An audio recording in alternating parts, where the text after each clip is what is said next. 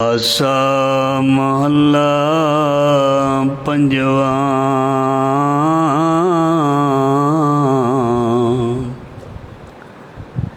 निमख काम स्वाद कारण, कोट दिनस दुख पावह।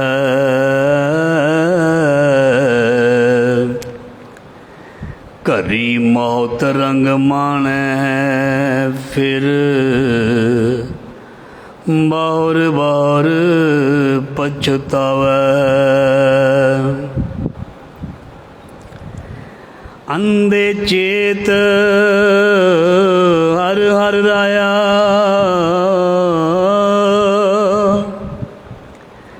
तेरा सो दिन नेड़े आया। रहा पलक दृष्ट देख भूलो, आक नीम को तुमर।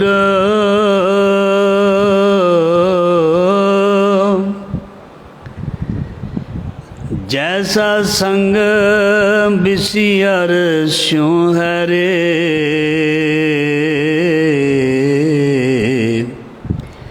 तैसो ही हो परग्रह। बैरी कारण पाप करता,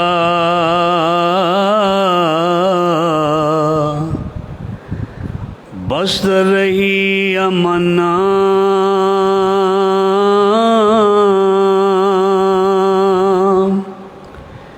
छोड़ जाहे तिन्ही स्यों संगी,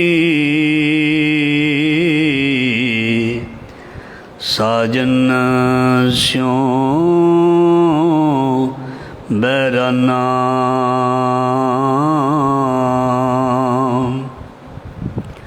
सगल संसार यह विद व्याप्यो,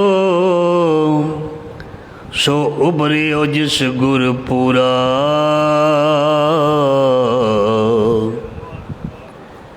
को नानक पव सागर तरियो, पै पुनीत शरीरा।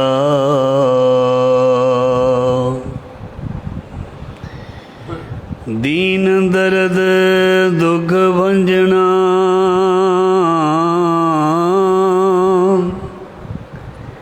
घड़ घड़ नाथ अनाथ।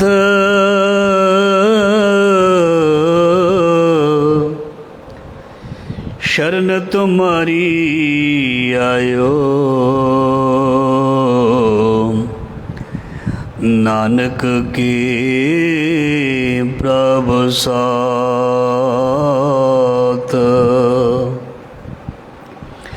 ज़हरा ज़हूर हाजरा हजूर, सर्व कला भरपूर।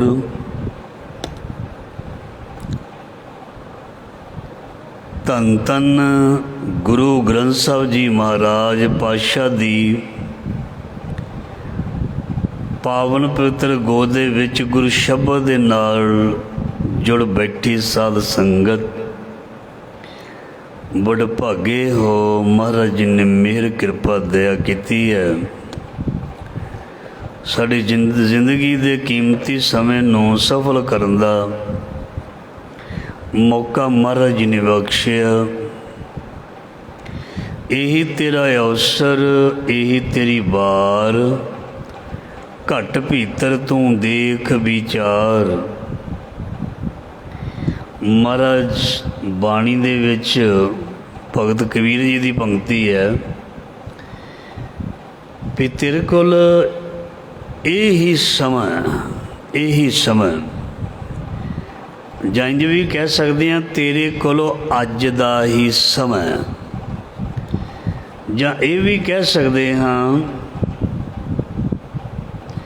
तेरे कोल एक पल दा ही समा, जां ये भी कह सकते हाँ तेरे कोल एक दम दा ही समय। क्योंकि बाणी नूं जदों पढ़ीदा बहुत ज्ञान मिलता है भी ਪਤਾ ਨਹੀਂ ਕਦੋਂ ਕਿਸੇ ਦੇ ਨਾਲ ਕੀ ਵਰਤ ਜਾਏ।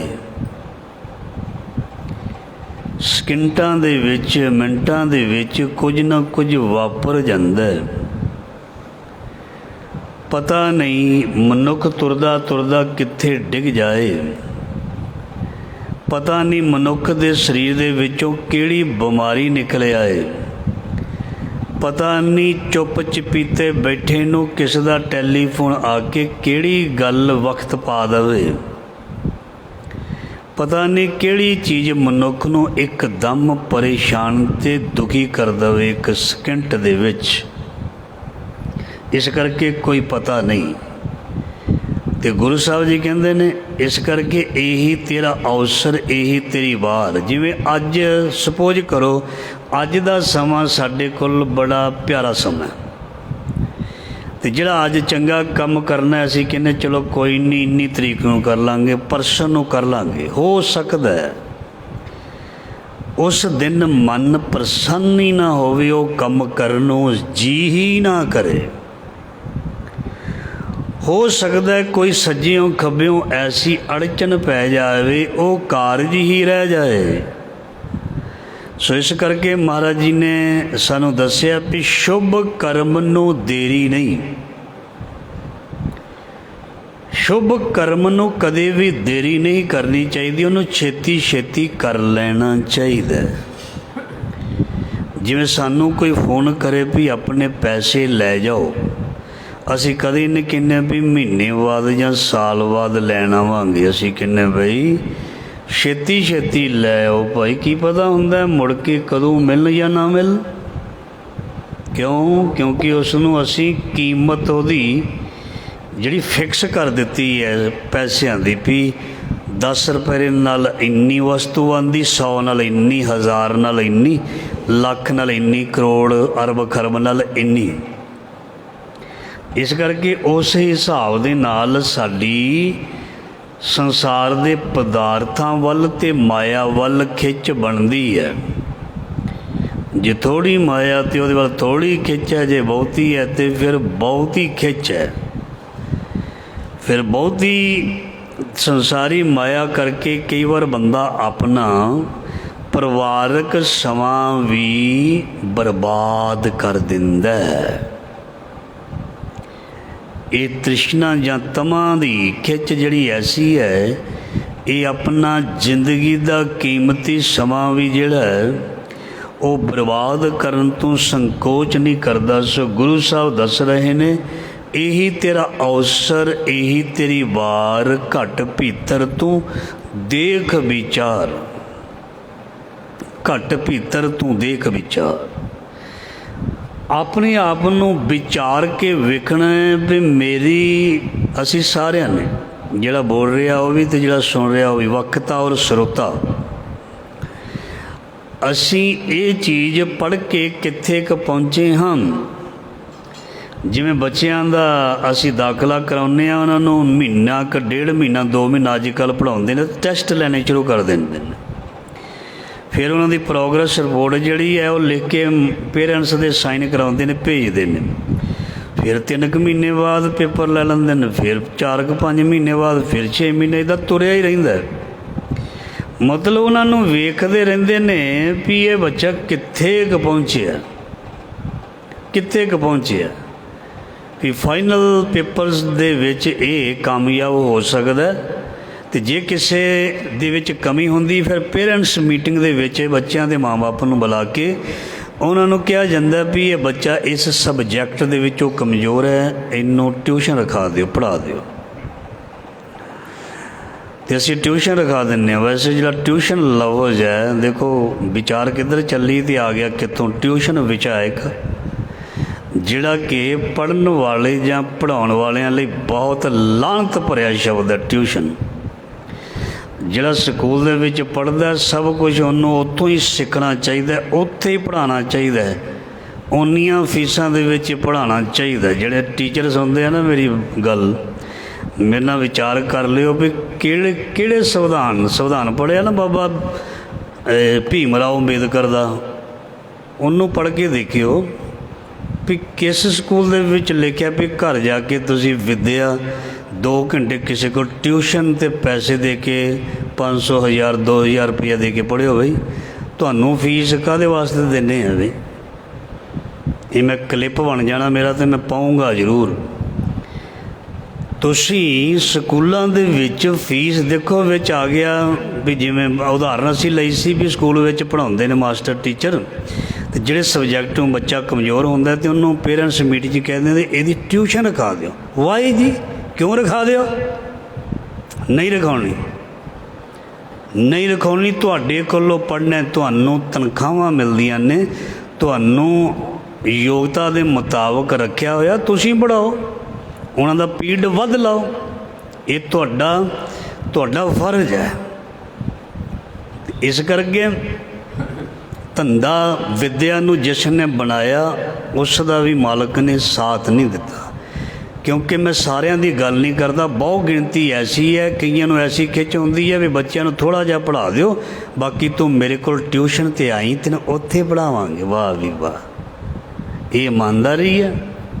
ਇਹ ਤਾਂ ਠੱਗੀ ਵਾਲਾ ਮਹਿਕਮਾ ਵੀ ਹੋ ਗਿਆ ਫਿਰ।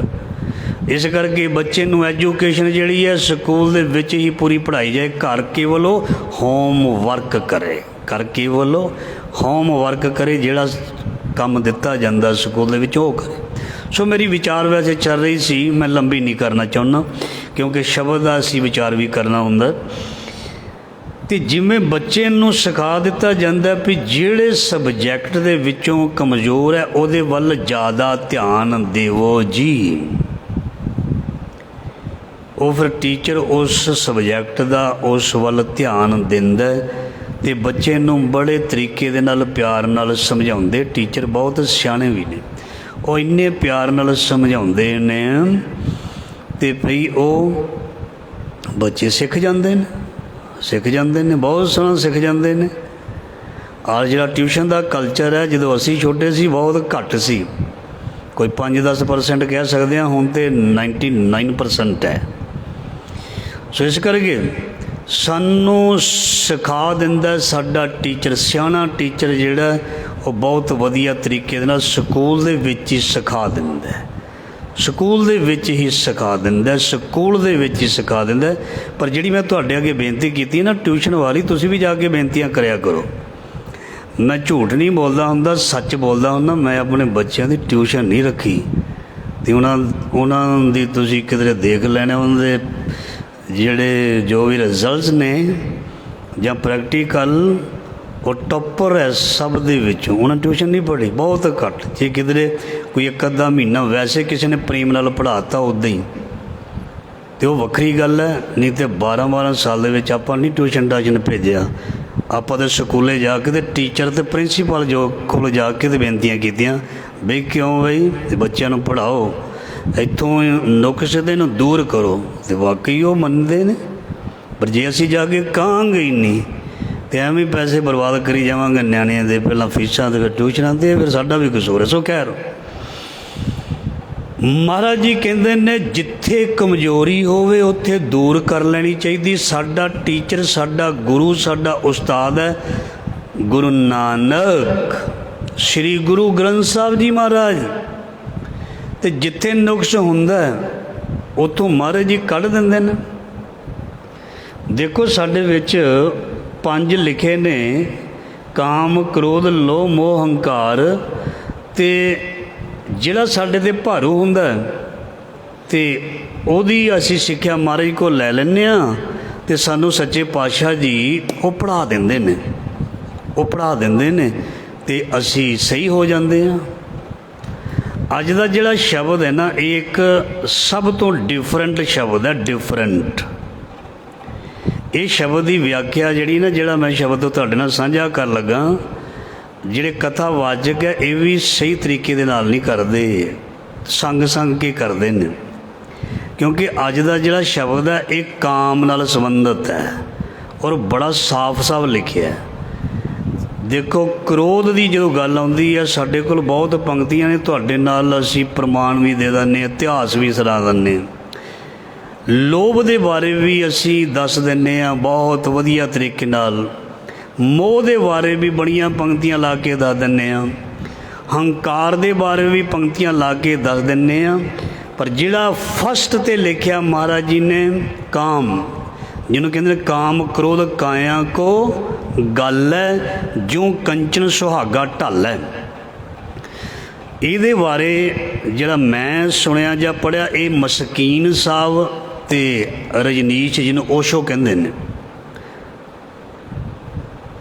ਉਹਨਾਂ ਨੇ ਇਸ ਬਾਰੇ ਕਾਮ ਵਾਸ਼ਨਾ ਬਾਰੇ ਉਹਨਾਂ ਨੇ ਲਿਖਿਆ। ਅਤੇ ਗੁਰੂ ਗ੍ਰੰਥ ਸਾਹਿਬ ਜੀ ਦੇ ਵਿੱਚ ਵੀ ਇਹ ਪੰਕਤੀ ਹੈ, ਨਿਮਕ ਕਾਮ। ਅੱਜ ਦੇ ਸ਼ਬਦ ਵਿੱਚ ਇਸੇ ਤਰ੍ਹਾਂ ਹੀ ਹੈ। ਇੱਕ ਬਹੁਤ ਪਿਆਰਾ ਵਿਸ਼ਾ, ਪਰ ਇਸ ਨੂੰ ਬਹੁਤ ਧਿਆਨ ਦੇ ਨਾਲ ਸੰਕੋਚ ਕੇ, ਅੱਖਰਾਂ ਦਾ ਖਿਆਲ ਰੱਖ ਕੇ ਮੈਂ ਤੁਹਾਡੇ ਨਾਲ ਥੋੜ੍ਹਾ ਸਾਂਝਾ ਕਰਾਂਗਾ। ਫੁੱਲੀ ਨਹੀਂ, ਪੂਰਾ ਨਹੀਂ, ਕਿਉਂਕਿ ਸੁਣਨ ਵਾਲੇ ਨੇ ਕਹਿਣਾ ਵੀ ਇਹ ਭਾਈ ਸਾਹਿਬ ਸਵੇਰੇ ਸਵੇਰੇ ਕਿਹੜੀਆਂ ਵਿਚਾਰਾਂ ਕਰਨ ਲੱਗ ਪਏ। ਪਰ ਜਿਹੜਾ ਸ਼ਬਦ ਆ ਗਿਆ, ਜਿਵੇਂ ਅਸੀਂ ਸਵੇਰ ਦੀ ਬਾਣੀ ਵਿੱਚ ਆਉਂਦਾ ਨਾ, ਪ੍ਰਭਾਤੀ ਰਾਗ ਦੇ ਵਿੱਚ ਧਿਆਨ ਦੇਣਾ, ਜਿਸ ਦਿਨ ਭੋਗ ਪੈਣਾ ਹੁੰਦਾ ਨਾ, ਉਸ ਦਿਨ ਪ੍ਰਭਾਤੀ ਰਾਗ ਵਿੱਚ ਸਵੇਰੇ ਬਾਣੀ ਆਉਂਦੀ ਹੈ। ਪਤਾ ਕਿਹੜੀ? ਗੌਤਮ ਤਪਾ ਅਹਲਿਆ ਇਸਤਰੀ, ਤਿਸ ਦੇਖ ਇੰਦਰ ਲੁਭਾਇਆ, ਸਹਿਸ ਸਰੀਰ ਚਿਹਨ ਭਗ ਹੋਏ, ਤਾਂ ਮਨ ਪਛੋਤਾਇਆ। ਇਹ ਲਫ਼ਜ਼ ਦੀ ਤੁਸੀਂ ਵਿਆਖਿਆ ਆਪ ਹੀ ਟਰਾਂਸਲੇਸ਼ਨ ਪੜ੍ਹ ਲੈਣੀ, ਮੋਬਾਈਲ ਤੋਂ ਪੜ੍ਹ ਲੈਣੀ ਜਾਂ ਕਿਸੇ ਕਿਤਾਬ ਤੋਂ। ਇੱਕ ਬਹੁਤ ਇਹ ਵੱਡੀ ਸਾਖੀ ਬਣਦੀ ਹੈ, ਸੇਧ ਦੇਣ ਵਾਲੀ ਸਾਖੀ ਹੈ ਵੀ ਕਿਵੇਂ ਜਿਹੜਾ ਸੀ ਗੌਤਮ ਜਿਹੜਾ ਤਪਾ ਸੀ, ਉਹਦੀ ਅਹਲਿਆ ਇਸਤਰੀ ਸੀ। ਇਹ ਫਿਰ ਅੱਗੇ ਬੜਾ ਲੰਮਾ ਇਹਦੀ ਸਾਖੀ ਬਣਦੀ ਹੈ। ਅਤੇ ਇੰਦਰ ਉਹਨੂੰ ਦੇਖ ਕੇ ਉਹਦੇ 'ਤੇ ਮੋਹਿਤ ਹੋ ਜਾਂਦਾ, ਕਿਵੇਂ ਉਸ ਦਾ ਸੱਤ ਭੰਗ ਕਰਦਾ, ਇਹ ਸ਼ਬਦ ਵਿੱਚ ਲਿਖਿਆ। ਅਤੇ ਫਿਰ ਕਿਵੇਂ ਉਸ ਨੂੰ ਉਹ ਸ਼ਰਾਪ ਮਿਲਦਾ। ਚਲੋ ਅਸੀਂ ਬਾਣੀ ਦੇ ਵਿੱਚ ਸ਼ਰਾਪ ਵਰ ਦੇ ਨਾਲ ਸੰਬੰਧਿਤ ਨਹੀਂ ਹੈ, ਪਰ ਇਤਿਹਾਸ ਦੇ ਵਿੱਚ ਇਹ ਸਭ ਕੁਝ ਲਿਖਿਆ ਹੋਇਆ ਵੀ ਇਸ ਤਰ੍ਹਾਂ ਹੋਇਆ। ਅਹਲਿਆ ਗੌਤਮ ਤਪਾ ਅਹਲਿਆ ਇਸਤਰੀ, ਤਿਸ ਦੇਖ ਇੰਦਰ ਲੁਭਾਇਆ, ਸਹਿਸ ਸਰੀਰ ਚਿਹਨ ਭਗ ਹੋਏ, ਤਾਂ ਮਨ ਪਛੋਤਾਇਆ। ਕਿਉਂਕਿ ਗੌਤਮ ਤਪਾ ਦੀ ਅਹਿਲਿਆ ਇਸਤਰੀ ਨੂੰ ਬਹੁਤ ਸੁੰਦਰ ਲਿਖਿਆ ਹੋਇਆ ਇਤਿਹਾਸਕਾਰਾਂ ਅਤੇ ਵਿਦਵਾਨਾਂ ਨੇ। ਇੰਦਰ ਨੇ ਉਸ ਦੇ ਨਾਲ ਕੁਕਰਮ ਕੀਤਾ ਅਤੇ ਉਸ ਦੀ ਸਜ਼ਾ ਉਸ ਨੂੰ ਇਹ ਹੋਈ। ਆਹ ਪੰਕਤੀ ਦੇ ਅਰਥ ਤੁਸੀਂ ਆਪ ਪੜ੍ਹ ਲੈਣਾ। ਸਹਿਸ ਸਰੀਰ ਚਹਿਨ ਭਗ ਹੋਏ, ਤਾਂ ਮਨ ਪਛੋਤਾਇਆ, ਅਤੇ ਉਸ ਨੂੰ ਫਿਰ ਉਹਦੀ ਸਜ਼ਾ ਮਿਲੀ। ਅਤੇ ਦੇਖੋ ਜੀ, ਜਿਹੜਾ ਅੱਜ ਦਾ ਵਿਸ਼ਾ ਹੈ, ਨਿਮਖ ਕਾਮ ਸਵਾਦ ਕਾਰਨ ਕੋਟ ਦਿਨਸ ਦੁੱਖ ਪਾਵੈ। ਸਾਡੇ ਸਮਾਜ ਵਿੱਚ ਸਾਡੀਆਂ ਧੀਆਂ ਹਨ ਅਤੇ ਸਾਡੇ ਪੁੱਤਰ ਹਨ। ਧਿਆਨ ਦੇਣਾ, ਜਦ ਉਹ 12-13 ਸਾਲ ਤੋਂ ਉੱਪਰ ਹੁੰਦੇ ਨੇ ਅਤੇ ਉਹ ਜਵਾਨੀ ਦੀ ਦਹਿਲੀਜ਼ ਦੇ ਵਿੱਚ ਪੈਰ ਰੱਖਦੇ ਨੇ, ਪਿਤਾ ਵੀ ਆਪਣੇ ਪੁੱਤਰ ਨੂੰ ਕੁਝ ਦੱਸਣ ਤੋਂ ਸੰਗਦਾ ਅਤੇ ਮਾਂ ਵੀ ਥੋੜ੍ਹਾ ਆਪਣੇ ਧੀ ਨੂੰ ਜਵਾਨੀ ਦੀਆਂ ਗੱਲਾਂ ਜਿਹੜੀਆਂ ਸਮਝਾਉਣ ਤੋਂ ਸੰਗਦੀ ਹੈ। ਪਰ ਬਾਣੀ ਦੇ ਵਿੱਚ ਲਿਖਿਆ, ਜਿਹੜਾ ਸ਼ਬਦ ਤੁਹਾਡੇ ਨਾਲ ਮੈਂ ਸਾਂਝਾ ਕਰ ਰਿਹਾ, ਜੇ ਕਿਸੇ ਨੇ ਪੜ੍ਹਨਾ ਹੋਵੇ ਤਾਂ 403 ਅੰਗ ਹੈ ਗੁਰੂ ਗ੍ਰੰਥ ਸਾਹਿਬ ਜੀ ਦਾ। ਅਤੇ ਗੁਰੂ ਅਰਜਨ ਦੇਵ ਪਾਤਸ਼ਾਹ ਜੀ ਦਾ ਇਹ ਸ਼ਬਦ ਹੈ। ਇਹ ਸ਼ੁਰੂ ਹੁੰਦਾ ਆਸਾ ਮਹੱਲਾ ਪੰਜਵਾਂ, ਨਿਮਖ ਕਾਮ ਸਵਾਦ ਕਾਰਨ। ਸੋ ਮੈਂ ਬੇਨਤੀ ਕਰ ਰਿਹਾ ਸੀ, ਸਾਡੇ ਨੌਜਵਾਨ ਬੱਚੇ, ਸਾਡੇ ਪੁੱਤਰ ਅਤੇ ਧੀਆਂ ਜਦ ਜਵਾਨੀ ਦੀ ਦਹਿਲੀਜ਼ 'ਤੇ ਪੈਰ ਧਰਦੇ ਨੇ ਅਤੇ ਇਹ ਜਿਹੜੇ ਨੇ ਬਿਖਰ ਜਾਂਦੇ ਨੇ। ਇਹਨਾਂ ਨੂੰ ਨੌਲੇਜ ਨਹੀਂ ਦਿੱਤੀ ਜਾਂਦੀ, ਸਕੂਲਾਂ ਵਿੱਚ ਵੀ ਬਹੁਤ ਘੱਟ ਅਤੇ ਮਾਪਿਆਂ ਦੁਆਰਾ ਵੀ ਬਹੁਤ ਘੱਟ। ਇਸ ਕਰਕੇ ਉਹ ਡਰਦੇ ਸੰਗਦੇ ਗਲਤ ਫੈਸਲੇ ਲੈ ਲੈਂਦੇ ਨੇ। ਜਿਸ ਦੀ ਜਵਾਨੀ ਦੀ ਆਰੰਭਤਾ ਵਿੱਚ ਕੋਈ ਗਲਤ ਚੀਜ਼ਾਂ ਜਾਂ ਕੁਰੀਤੀਆਂ ਆ ਗਈਆਂ, ਉਹਦਾ ਸਾਰਾ ਜੀਵਨ, ਚਾਹੇ ਸਾਡੀ ਧੀ ਹੈ, ਚਾਹੇ ਸਾਡਾ ਪੁੱਤਰ ਹੈ, ਉਹਦਾ ਖਰਾਬ ਹੋ ਸਕਦਾ ਹੈ। ਇਸ ਕਰਕੇ ਆਪਣੇ ਪੁੱਤਰ ਨੂੰ ਉਸ ਦਾ ਪਿਤਾ ਅਤੇ ਆਪਣੀ ਧੀ ਨੂੰ ਉਸ ਦੀ ਮਾਂ, ਉਸ ਦੇ ਜਵਾਨੀ ਦੇ ਵਿੱਚ ਜੋ ਵੀ ਬਦਲਾਵ ਆਉਂਦੇ ਨੇ, ਜੋ ਵੀ ਚੀਜ਼ਾਂ ਹਨ, ਉਸ ਬਾਰੇ ਜਾਣਕਾਰੀ ਦੇਣੀ ਉਸ ਦਾ ਧਰਮ ਹੈ। ਉਸ ਦਾ ਫਰਜ਼ ਹੈ ਕਿਸੇ ਚੀਜ਼ ਤੋਂ ਕੁਛ ਸੰਗਣ ਦੀ ਗੱਲ ਨਹੀਂ। ਇਸ ਨਾਲ ਬੱਚਿਆਂ ਦੇ ਵਿੱਚ ਜਾਗਰਤੀ ਆਏਗੀ, ਉਹਨਾਂ ਨੂੰ ਪਤਾ ਲੱਗੇਗਾ ਵੀ ਕਿਹੜੀ ਚੀਜ਼ ਦਾ ਫਾਇਦਾ ਕਿਹੜੀ ਚੀਜ਼ ਦਾ ਨੁਕਸਾਨ ਹੈ। ਨਹੀਂ ਤਾਂ ਕਈਆਂ ਦੇ ਸਰੀਰ ਵੀ ਖਰਾਬ ਹੋ ਜਾਂਦੇ ਨੇ। ਇਸ ਕਰਕੇ ਗੁਰੂ ਸਾਹਿਬ ਨੇ ਸਾਨੂੰ ਇਸ ਸ਼ਬਦ ਦੇ ਵਿੱਚ ਆਪਣੇ ਆਪ ਨੂੰ ਸੰਭਲਣ ਦੀ ਜਾਂ ਮਤਲਬ ਸਾਨੂੰ ਉਦਾਹਰਨਾਂ ਦੇ ਕੇ ਆਪਣੇ ਆਪ ਨੂੰ ਸਹੀ ਰੱਖਣ ਦੇ ਬਾਰੇ ਦੱਸਿਆ। ਸੋ ਗੁਰੂ ਸਾਹਿਬ ਜੀ ਕਹਿੰਦੇ ਨੇ, ਨਿਮਖ ਕਾਮ ਸਵਾਦ ਕਾਰਨ ਕੋਟ ਦਿਨਸ ਦੁੱਖ ਪਾਵੈ। ਵੀ ਕਾਮ ਵਾਸ਼ਨਾ ਦੇ ਸਵਾਦ ਦੇ ਕਾਰਨ ਮਨੁੱਖ ਜਿਹੜਾ ਨਿਮਖ ਲਿਖਿਆ ਹੈ ਅੱਖ ਦੇ ਝਮਕਣ ਵਿੱਚ, ਜਦ ਅੱਖ ਬੰਦ ਕਰ ਦਿੱਤੀ ਤੇ ਖੋਲ੍ਹ ਦਿੱਤੀ, ਥੋੜ੍ਹਾ ਜਿਹਾ ਇਸ ਦੇ ਸਵਾਦ ਕਾਰਨ ਮਹਾਰਾਜ ਜੀ ਕਹਿੰਦੇ ਬੰਦਾ ਬਹੁਤ ਜ਼ਿਆਦਾ ਦੁੱਖ ਪਾਉਂਦਾ ਹੈ। ਪਿਛਲੇ ਦਿਨਾਂ 'ਚ ਤੁਸੀਂ ਇਹ ਸੁਣਿਆ ਸੀ ਨਾ, ਪਰ ਤਨ ਤੇ ਪਰ ਧਨ। ਅਕਸਰ ਮਨੁੱਖ ਦਾ ਦਿਮਾਗ ਤੇ ਮਨੁੱਖ ਦੀਆਂ ਅੱਖਾਂ ਜਦੋਂ ਕਿਸੇ ਦੇ ਘਰ ਜਾਏਗਾ, ਡਰਾਇੰਗ ਰੂਮ 'ਚ ਬੈਠੇਗਾ, ਸੱਜੇ ਖੱਬੇ ਇੱਦਾਂ ਤਾਂ ਨੂੰ ਦੇਖੀ ਜਾਏਗਾ। ਜਦੋਂ ਉਹਨੂੰ ਬਹੁਤ ਸੋਹਣਾ ਡਰਾਇੰਗ ਰੂਮ ਲੱਗੇਗਾ, ਫਿਰ ਅੰਦਾਜ਼ਾ ਲਾਏਗਾ ਚੰਗੇ ਅਮੀਰ ਲੱਗਦੇ ਨੇ, ਬੜੀਆਂ ਮਤਲਬ ਵਧੀਆ ਕੀਮਤੀ ਚੀਜ਼ਾਂ ਰੱਖੀਆਂ ਹੋਈਆਂ ਨੇ, ਇਹ ਅਮੀਰ ਲੱਗਦੇ। ਉਹਦੇ ਧਨ ਵੱਲ ਨਿਗਾਹ ਜਾਏਗੀ, ਗੁਸਤਾਖੀ ਮਾਫ। ਤੇ ਫਿਰ ਬਾਣੀ ਵਿੱਚ ਲਿਖਿਆ ਮਨੁੱਖ ਦੀਆਂ ਅੱਖਾਂ ਦਾ ਸੁਭਾਅ, ਫਿਰ ਇਸ ਦੀ ਨਜ਼ਰ ਤਨ ਵੱਲ ਵੀ ਜਾਏਗੀ। ਜਿਸ ਨੂੰ ਸੰਗਤ ਨਹੀਂ ਮਿਲੀ, ਜਿਸ ਨੂੰ ਸਿੱਖਿਆ ਨਹੀਂ ਮਿਲੀ, ਜਿਸ ਨੂੰ ਮਾਪਿਆਂ ਤੋਂ ਸੰਸਕਾਰ ਨਹੀਂ ਮਿਲੇ, ਕਿਸੇ ਦੇ ਘਰ ਜਾ ਕੇ ਕਿਸ ਤਰ੍ਹਾਂ ਬਹਿਣਾ, ਕਿਸ ਤਰ੍ਹਾਂ ਦੇਖਣਾ, ਕਿਸ ਤਰ੍ਹਾਂ ਨਿਗਾਹ ਰੱਖਣੀ ਹੈ, ਜਿਸ ਨੂੰ ਇਹ ਸਿੱਖਿਆ ਨਹੀਂ ਮਿਲੀ, ਉਹ ਇਨਸਾਨ ਜਿਹੜਾ ਹੈ ਦੁਤਕਾਰ ਦਿੱਤਾ ਜਾਂਦਾ, ਦੂਰ ਕਰ ਦਿੱਤਾ ਜਾਂਦਾ। ਇਨਸਾਨ ਦੀ ਪਹਿਚਾਣ ਉਸ ਦੀ ਅੱਖ ਇੱਕਦਮ ਦੱਸਦੀ ਹੈ। ਧਿਆਨ ਦੇਣਾ, ਅੱਖ ਦੀ ਭਾਸ਼ਾ ਸਮਝਦੇ ਨੇ ਸਿਆਣੇ ਬਜ਼ੁਰਗ ਲੋਕ। ਕੋਈ ਸਾਡੇ ਵਿਹੜੇ ਸਾਡੇ ਘਰ ਆਵੇ, ਉਸ ਦੀ ਅੱਖ ਦੀ ਭਾਸ਼ਾ ਜਿਹੜੀ ਹੈ ਉਹ ਹੁੰਦੀ ਹੈ, ਅਤੇ ਸਿਆਣੇ ਲੋਕ ਸਮਝ ਲੈਂਦੇ ਨੇ ਔਰ ਦੱਸ ਦਿੰਦੇ ਨੇ ਵੀ ਇਹਦਾ ਦੇਖਣਾ, ਇਹਦੀਆਂ ਅੱਖੀਆਂ ਸਹੀ ਨਹੀਂ। ਸੋ ਇਸ ਕਰਕੇ ਮਹਾਰਾਜ ਜੀ ਦੀ ਬਾਣੀ ਵਿੱਚ ਲਿਖਿਆ, ਪਰਤਨ ਪਰਤੀ ਨਿੰਦਾ, ਜੋ ਅਸੀਂ 2 ਦਿਨ ਪਹਿਲਾਂ ਪੜ੍ਹਿਆ ਸੀ, ਇਹਦਾ ਧਿਆਨ ਜਾਂਦਾ ਧਨ ਵੱਲ ਤੇ ਤਨ ਵੱਲ। ਜਦ ਧਨ ਤੇ ਤਨ ਵੱਲ ਖਿਆਲ ਗਿਆ ਤੇ ਮਨ ਡੋਲ ਜਾਏਗਾ, ਮਨ ਡੋਲ ਜਾਏਗਾ। ਤੇ ਮਨ ਡੋਲਣ ਤੋਂ ਬਾਅਦ ਪਤਾ ਕੀ ਕਰੇਗਾ, ਉਸ ਵਸਤੂ ਦੀ ਪ੍ਰਾਪਤੀ ਵੱਲ ਧਿਆਨ ਲੈ ਕੇ ਜਾਏਗਾ ਵੀ ਮੈਨੂੰ ਵੀ ਇਸ ਚੀਜ਼ ਦੀ ਵਸਤੂ ਦੀ ਪ੍ਰਾਪਤੀ ਹੋਵੇ। ਉਸ ਵਸਤੂ ਦੀ ਪ੍ਰਾਪਤੀ ਦੇ ਲਈ ਉਹ ਜਾਇਜ਼ ਨਜਾਇਜ਼ ਸਾਰੇ ਕਰਮ ਕਰੇਗਾ। ਜਦੋਂ ਜਾਇਜ਼ ਤੇ ਨਜਾਇਜ਼ ਸਾਰੇ ਕਰਮ ਕਰੇਗਾ, ਉਹ ਗੁਰੂ ਦੀ ਅਦਾਲਤ ਦੇ ਵਿੱਚ ਤੇ ਸੰਸਾਰ ਦੀ ਅਦਾਲਤ ਵਿੱਚ ਦੋਸ਼ੀ ਬਣ ਜਾਏਗਾ। ਇਸ ਕਰਕੇ ਗੁਰੂ ਮਹਾਰਾਜ ਜੀ ਸਾਨੂੰ ਦੱਸਦੇ ਨੇ ਵੀ ਸਾਨੂੰ ਗੁਰੂ ਤੋਂ ਸਿੱਖਿਆ ਲੈਣੀ ਚਾਹੀਦੀ ਹੈ। ਚੰਗੇ ਮਾਂ-ਬਾਪ ਨੂੰ ਆਪਣੇ ਬੱਚੇ ਬੱਚੀਆਂ ਨੂੰ ਇਹ ਸਿੱਖਿਆ ਦੇਣੀ ਚਾਹੀਦੀ ਹੈ। ਆਪਣੇ ਜੀਵਨ ਦੇ ਵਿੱਚ, ਆਪਣੀ ਜਵਾਨੀ ਦੇ ਵਿੱਚ ਆਪਣੇ ਆਪ ਨੂੰ ਸੰਭਾਲ ਕੇ ਰੱਖਣਾ ਹੈ।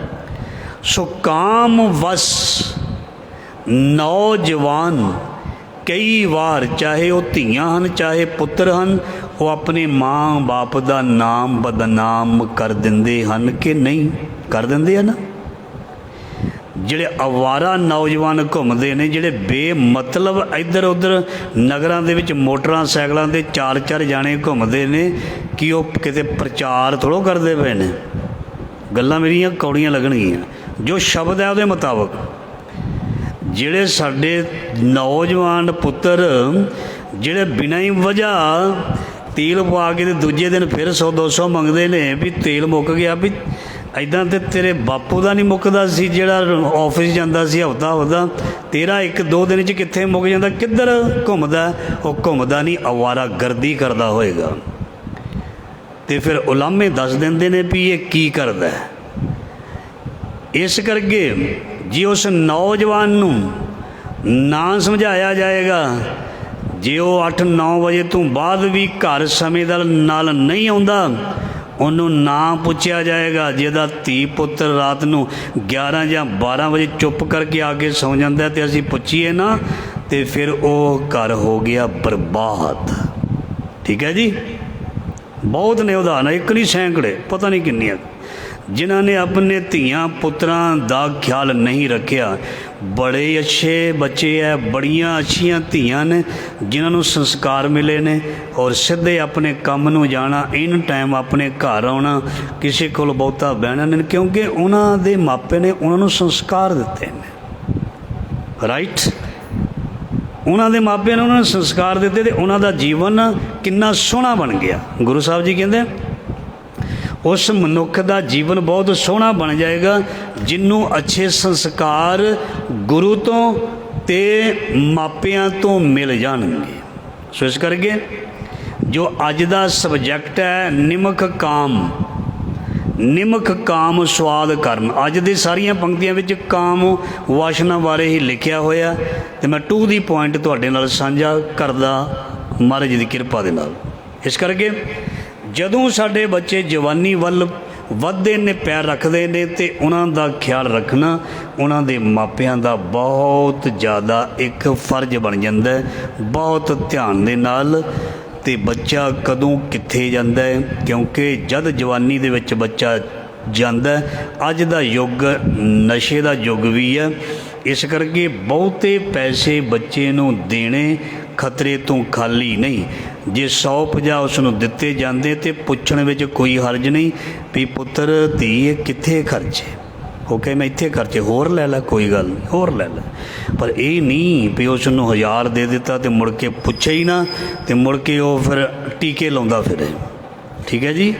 ਇਸ ਕਰਕੇ ਗੁਰੂ ਸਾਹਿਬ ਜੀ ਕਹਿੰਦੇ ਨੇ ਆਪਣੇ ਆਪ ਨੂੰ ਬਚਾਉਣ ਦੀ ਲਈ ਗੁਰੂ ਦੀ ਸਿੱਖਿਆ, ਗੁਰੂ ਦਾ ਸੰਸਕਾਰ, ਆਪਣੇ ਮਾਪਿਆਂ ਤੋਂ ਸੰਸਕਾਰ ਲੈਣੇ ਜ਼ਰੂਰੀ ਹਨ।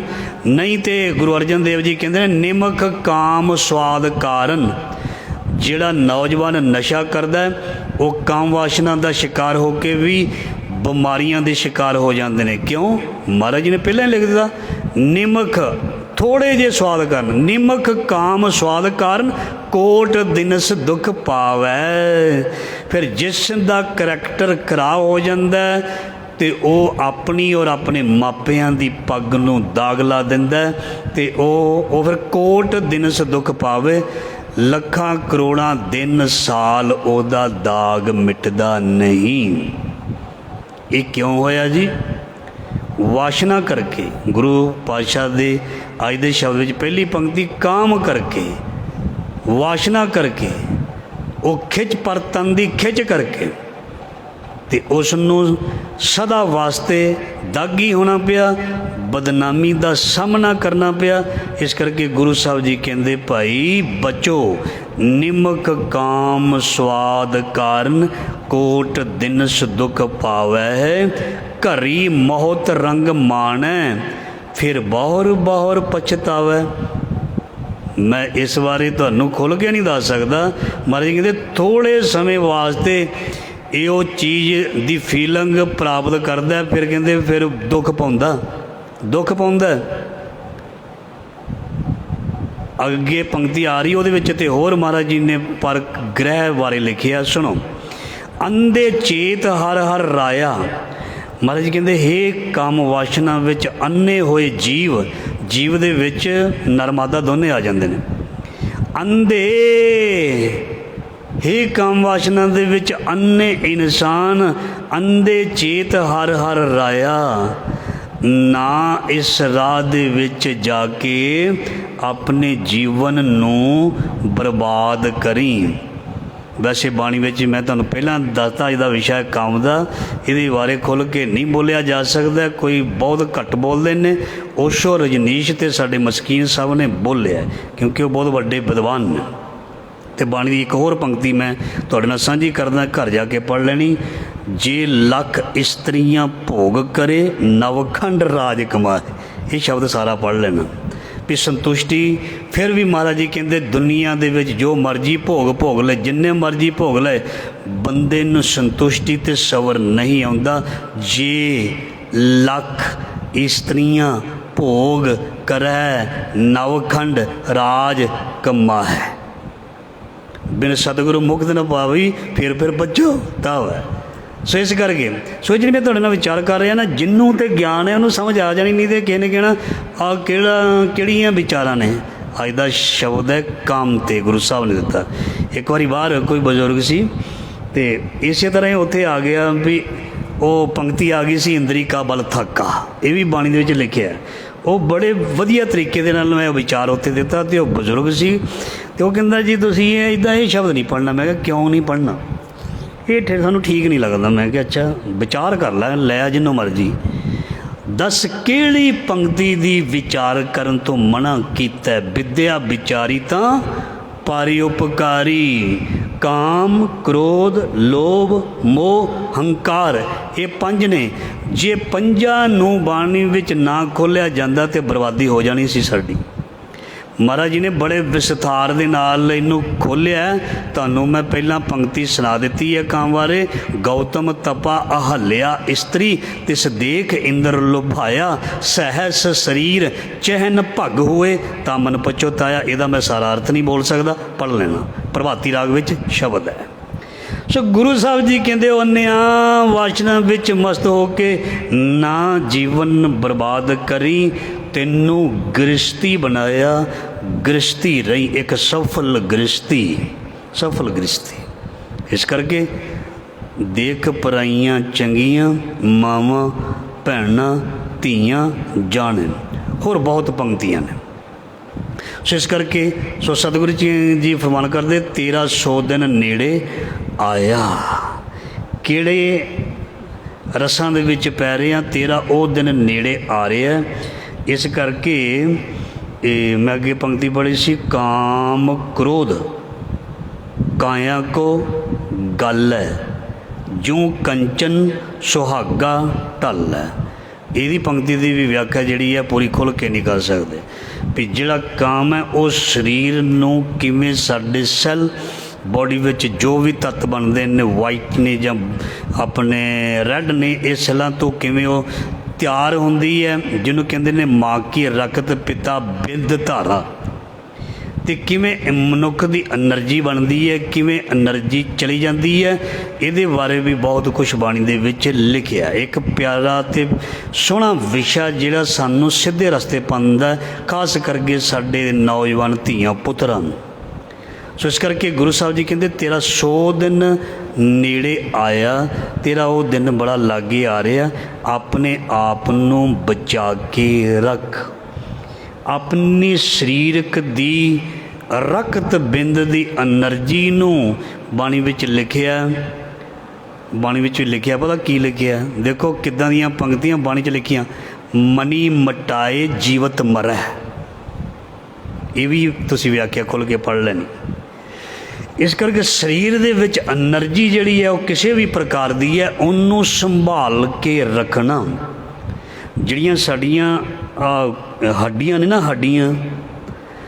हड्डियां जिन्हों हड्ड भी असीं कह दिंदे भी उहदा हड्ड बड़े मजबूत ने, उस दी जिहड़ी ताकत है संभाली हुई ताकत जिहड़ी है। नहीं तो कईयां दी हड्डियां इन्नियां कमज़ोर हो जांदियां ने, टुट जाए तो मुड़ के छेती जुड़दी नहीं। कई असी बजुर्गों दियाँ 90-90 95-95 साल दियाँ या 100-100 साल के फुल चुके हैं भी वो हड्डियाँ जोड़े क्वांटल के बंदे उन्होंने भोरा कड्डियाँ तो उन्होंने बाल्टियाँ भर भर कड्डियाँ। मतलब ताकत सी, जान सी, उन्होंने अपनी ताकत नूं संभाल के रखिया सी। इस करके गुरु साहब जी कहते हैं पलक दृष्ट देख भूलो, आक नीम को तुमर। आक का मतलब अक, अक की हुंदा है ते आक नीम, नीम का मतलब निम ते तुमर तुम्मा कहते ने। ये चीज़ां कौड़ियां होंदियां ने। महाराज जी कहते एक फिर वही दोबारा रिपीट किया, थोड़े जे समय के लिए पलक दृष्ट देख भूलो, थोड़ी जी चीज़ नूं तू देख के। महाराज जी कहते असल दे विच तेरे लई वो रस नहीं सी, वो अक की तरह, तुम्मे की तरह, नीम की तरह कौड़ी चीज़ सी। ਜਾਂ ਬਾਬਾ ਫਰੀਦ ਜੀ ਦੀ ਕੋਈ ਪੁੱਛ ਲੈਂਦੇ ਹਾਂ ਵੀ ਇਹ ਵਿਸ ਗੰਦਲਾਂ ਧਰੀਆਂ ਖੰਡ ਲਵਾੜ, ਇੱਕ ਰਹਿੰਦੇ ਰਹਿ ਗਏ ਇੱਕ ਰਾਧੀ ਗਏ ਉਜਾੜ। ਇਹ ਕਰਕੇ ਪਲਕ ਦ੍ਰਿਸ਼ਟ ਦੇਖ ਬੋਲੋ ਆਕ ਨਿਵਕੋ ਤੂੰ ਤੁਮਰ। ਇਹ ਸਵਾਦ ਜਿਹੜੇ ਨੇ ਮਹਾਰਾਜ ਜੀ ਕਹਿੰਦੇ ਅਸਲ ਦੇ ਵਿੱਚ ਕੌੜੇ ਨੇ, ਅੱਕ ਵਰਗੇ, ਨਿੰਮ ਵਰਗੇ ਤੇ ਤੁੰਮੇ ਵਰਗੇ, ਤੁਮਰ। ਜੈਸਾ ਸੰਗ ਬਿਸਿਆਰ ਸਿਉ ਹੈ ਰੇ, ਤੈਸਿਓ ਹੀ ਇਹ ਪਰ ਗ੍ਰਹਿ ਹੈ। ਹੋ ਬਿਸਿਆਰ ਦਾ ਮਤਲਬ ਹੁੰਦਾ ਸੱਪ। ਮਹਾਰਾਜ ਜੀ ਕਹਿੰਦੇ ਜਿਹੜਾ ਪਰਾਏ ਘਰ ਜਾਂਦਾ ਜੈਸਾ ਸੰਗ ਬਿਸਿਆਰ ਸਿਉ ਹੈ, ਜਿਵੇਂ ਕੋਈ ਜ਼ਹਿਰੀਲੇ ਸੱਪ ਦੇ ਨਾਲ ਰਵੇ ਤੇ ਸੱਪ ਡੰਗ ਕੇ ਮਾਰ ਦੇਵੇਗਾ ਨਾ, ਜਿਵੇਂ ਜ਼ਹਿਰੀਲੇ ਸੱਪ ਦੇ ਨਾਲ ਬਹਿਣਾ ਹੈ, ਮਹਾਰਾਜ ਜੀ ਕਹਿੰਦੇ ਤੈਸੋ ਹੀ ਇਹੋ ਪਰ ਗ੍ਰਹਿ ਹੈ। ਦੂਸਰੇ ਦੇ ਘਰ ਜਾ ਕੇ, ਮੈਂ ਠੇਠ ਪੰਜਾਬੀ 'ਚ ਵੀ ਨਹੀਂ ਬੋਲ ਸਕਦਾ, ਨਹੀਂ ਜਾਣਾ। ਦੂਸਰੇ ਦੇ ਘਰ ਜਾਣਾ ਵੀ ਇੱਕ ਜ਼ਹਿਰ ਪੀਣ, ਜ਼ਹਿਰ ਖਾਣ ਜਾਂ ਜ਼ਹਿਰ ਦੁਆਰਾ ਮੌਤ ਹੋ ਜਾਣ ਦੇ ਬਰਾਬਰ ਹੈ। ਜੈਸਾ ਸੰਗ, ਇਸ ਕਰਕੇ ਨਹੀਂ ਸੰਗ ਕਰਨਾ। ਸਾਨੂੰ ਰਹਿਤ ਮਰਿਆਦਾ ਪੜ੍ਹਨੀ ਚਾਹੀਦੀ ਹੈ। ਜਿਹੜੀਆਂ ਬੱਜਰ ਕੁਰੈਤਾਂ ਨੇ ਇਹਨਾਂ ਨੂੰ ਵੀ ਡਿਸਕਸ ਸਾਨੂੰ ਕਰਨਾ ਚਾਹੀਦਾ। ਬਾਕੀ ਦੀ ਚੀਜ਼ਾਂ ਥੋੜ੍ਹੀਆਂ ਬਹੁਤੀਆਂ ਮੁਆਫ ਹੋ ਜਾਂਦੀਆਂ ਨੇ, ਜਿਹੜੀਆਂ ਬੱਜਰ ਕੁਰੈਤਾਂ ਚਾਰ ਰੱਖੀਆਂ ਨੇ ਇਹਦੀ ਮੁਆਫੀ ਜਿਹੜੀ ਹੈ ਛੇਤੀ ਨਹੀਂ ਮਿਲਦੀ। ਇਸ ਕਰਕੇ ਬੱਜਰ ਕੁਰੈਤ ਵਾਲੇ ਨੂੰ ਤਨਖਾਹੀਆ ਅਤੇ ਉਹਨੂੰ ਆਪਣੀ ਜਿਹੜਾ ਧਰਮ ਉਹਦੇ ਵਿੱਚੋਂ ਵੀ ਸਾਡੇ ਕੱਢਣ ਦਾ ਪ੍ਰਾਵਧਾਨ ਹੈ ਜਾਂ ਸੰਵਿਧਾਨ ਹੈ। ਇਸ ਕਰਕੇ ਬੱਜਰ ਕੁਰੈਤ ਤੋਂ ਸਿੱਖ ਜਿਹੜਾ ਬਚੇ, ਜੋ ਅੱਜ ਦਾ ਵਿਸ਼ਾ ਹੈ ਫਸਟ ਨੰਬਰ ਕੰਮ, ਇਹ ਬੱਜਰ ਕੁਰੈਤ ਦੇ ਵਿੱਚ ਐਡ ਹੈ। ਬੈਰੀ ਕਾਰਨ ਪਾਪ ਕਰਦਾ, ਬਸਤ ਰਹੀ ਅਮਾਨਾ। ਸੋ ਮਹਾਰਾਜ ਜੀ ਕਹਿੰਦੇ ਇਹ ਬੈਰੀ ਉਸ ਵਾਸ਼ਨਾ ਦੇ ਕਾਰਨ ਮਹਾਰਾਜ ਜੀ ਕਹਿੰਦੇ ਪਾਪ ਕਰ ਲੈਂਦਾ, ਪਾਪ ਕਮਾ ਲੈਂਦਾ, ਬਸਤ ਰਹੀ ਅਮਾਨਾ। ਅਤੇ ਜਿਹੜੀ ਕੀਮਤੀ ਵਸਤੂ ਹੈ ਉਹ ਐਵੇਂ ਹੀ ਪਈ ਰਹਿ ਜਾਂਦੀ ਹੈ। ਕੀਮਤੀ ਵਸਤੂ ਕੀ ਹੈ? ਬੰਦੇ ਦਾ ਚਰਿੱਤਰ, ਬੰਦੇ ਦਾ ਉੱਚਾ ਸੁੱਚਾ ਆਚਰਨ। ਧਿਆਨ ਦੇਣਾ, ਜ਼ਿੰਦਗੀ ਦੇ ਵਿੱਚ ਸਭ ਕੁਝ ਬਰਬਾਦ ਹੋ ਜਾਏ ਕੋਈ ਗੱਲ ਨਹੀਂ, ਇੱਜ਼ਤ ਨਾ ਬਰਬਾਦ ਹੋਵੇ, ਇਹ ਗੁਰੂ ਸਾਹਿਬ ਮਿਹਰ ਕਰਨ। ਇੱਜ਼ਤ ਨੂੰ ਦਾਗ ਨਾ ਲੱਗੇ, ਇਸ ਕਰਕੇ ਇੱਜ਼ਤ ਖਰਾਬ ਹੋ ਗਈ, ਜੇ ਪੱਗ ਦਾਗੀ ਹੋ ਗਈ, ਉਹ ਕਰੋੜ ਰੁਪਈਏ ਦੇ ਨਾਲ ਵੀ ਨਹੀਂ ਧੋ ਹੁੰਦੀ, 10 ਕਰੋੜ ਦੇ ਨਾਲ ਵੀ ਨਹੀਂ ਧੋ ਹੁੰਦੀ, ਅਤੇ ਉਹ ਇੰਦਰ ਦੀ ਅਜੇ ਤੱਕ ਨਹੀਂ ਧੋ ਹੁੰਦੀ, ਉਹ ਗੁਰਬਾਣੀ ਦੇ ਵਿੱਚ ਲਿਖ ਦਿੱਤਾ। ਇਸ ਕਰਕੇ ਮਹਾਰਾਜ ਜੀ ਕਹਿੰਦੇ ਨੇ ਵੀ ਬਚ ਕੇ, ਸਾਨੂੰ ਸਿੱਖਾਂ ਨੂੰ ਬਹੁਤ ਮਹਾਰਾਜ ਜੀ ਨੇ ਕਿਰਪਾ ਕਰਕੇ ਸਮਝਾਇਆ ਹੈ। ਛੋੜ ਜਾਏ ਤਿੰਨ ਹੀ ਸਿਉ ਸੰਗੀ, ਸਾਜਨ ਸਿਉ ਬੈਰਾਨਾ। ਆਖਰ ਤੂੰ ਛੱਡ ਜਾਏਗਾ ਆਪਣੇ ਸਾਰਿਆਂ ਨੂੰ, ਸਾਥੀਆਂ ਨੂੰ ਛੱਡ ਕੇ, ਅਤੇ ਆਪਣੇ ਸਾਜਨ ਨੂੰ ਛੱਡ ਕੇ, ਜਿਹਨੂੰ ਆਪਣਾ ਸਾਜਨ ਸਮਝਦਾ, ਆਪਣਾ ਸਮਝਦਾ।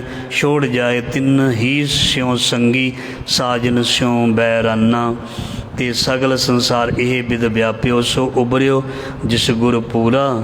ਇਸ ਸੰਸਾਰ ਵਿੱਚ ਮਾਇਆ ਦੇ ਜਾਲ ਵਿੱਚ ਫਸਿਆ ਹੋਇਆ ਮਨੁੱਖ ਜਿਹੜਾ, ਇਹ ਉਹੀ ਪਾਰ ਹੋ ਸਕਦਾ ਅਤੇ ਉਹੀ ਬਚ ਕੇ ਨਿਕਲਦਾ ਜਿਹਨੂੰ ਪੂਰਾ ਗੁਰੂ ਰਾਹ ਦਿਖਾਉਂਦਾ। ਜਾਂ ਇੱਥੇ ਵੈਸੇ ਸਾਖੀ ਲੱਗ ਜਾਣੀ ਸੀ ਉਹ ਜਿਹੜੀ ਭਾਈ ਜੋਗੇ ਦੀ, ਜਦੋਂ ਉਹ ਚੜ੍ਹਨ ਲੱਗਾ ਸੀ ਚੁਬਾਰੇ 'ਤੇ, ਵਿਸਵਾ ਦੇ ਦੁਆਰੇ 'ਤੇ ਚੜ੍ਹਨ ਲੱਗਾ ਸੀ, ਉਹਦੇ ਅੰਦਰ ਉਹ ਥੋੜ੍ਹੀ ਵਾਸ਼ਨਾ ਤਾਂ ਆ ਗਈ ਕਿਉਂਕਿ ਉਹਦੇ ਵਿੱਚ ਮੈਂ ਆ ਗਈ ਸੀ।